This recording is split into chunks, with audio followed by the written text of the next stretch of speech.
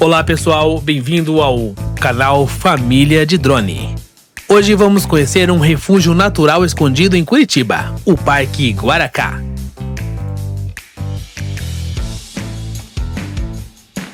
Localizado no bairro Fazendinha, próximo ao rio Barigui. O parque possui mais de 120 mil metros quadrados de área urbana e integra uma área de conservação ainda maior na região. Inaugurado em 2014, o parque foi criado para preservar o rio Barigui e ajudar no controle de enchentes da região. Aqui, natureza e cidade se encontram.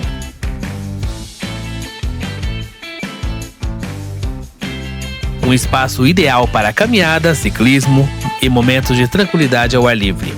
Mais do que um parque, um respiro dentro da cidade de Curitiba. Vou deixar vocês agora com as imagens do parque. Curta o vídeo, compartilhe, dá aquela força pro canal, ok? Abraço e até a próxima!